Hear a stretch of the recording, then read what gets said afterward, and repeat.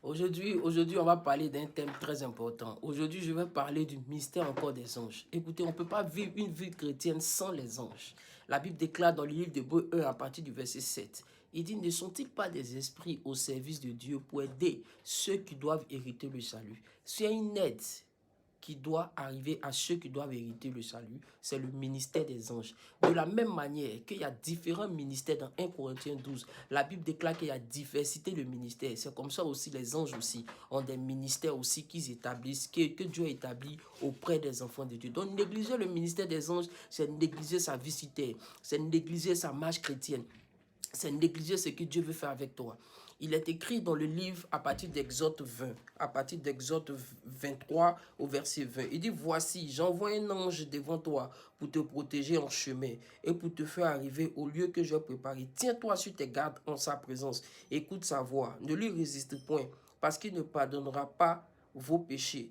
Et mon nom est en lui, parce qu'il ne pardonnera pas vos péchés, et mon nom est en lui. Écoutez, le nom de Jésus-Christ se trouve dans les anges. Nous prions Jésus-Christ, nous demandons à Jésus-Christ d'intervenir. Mais sachez une chose, Dieu ne se fatigue pas. Dieu est assis sur son trône. Dieu est le patron, Dieu est le chef. Ceux qui se tapent tout le boulot, c'est des anges. Quand tu viens à Jésus-Christ, les anges ont la capacité de faire trois choses dans ta vie. La première chose que les anges ont la capacité de faire, c'est de te protéger de toute attaque dans le nom de Jésus. Toute attaque que l'ennemi va perpétuer sur ta vie, les anges vont intercepter cela. C'est les anges qui le font. Le Saint-Esprit travaille avec les anges. Le Saint-Esprit qui est Dieu travaille avec les anges. Les anges vont te protéger, ils vont te garder. Et deuxième chose que les gens font, ils sont chargés de te conduire jusqu'à ta décision finale. Ils sont chargés de t'envoyer à Canaan. Ils sont chargés de te faire rentrer dans ta gloire. Ils sont chargés de te faire rentrer dans ta bénédiction. Mais sans les anges, tu ne pourras pas. Troisième et dernière chose que les anges font, les anges te parlent.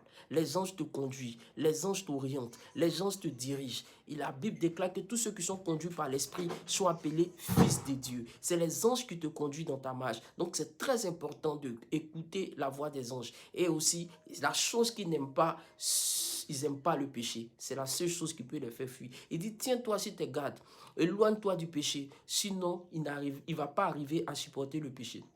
Shalom sur vous, que Dieu vous bénisse. Je crois maintenant que vous savez très bien le ministère des anges, ce que les anges doivent faire dans votre vie. Que Dieu nous donne la compréhension, que le Seigneur nous révèle même nos anges, parce qu'ils apparaissent souvent sous forme humaine dans les songes, dans les rêves des enfants de Dieu. Que Dieu vous bénisse. Amen sur vous.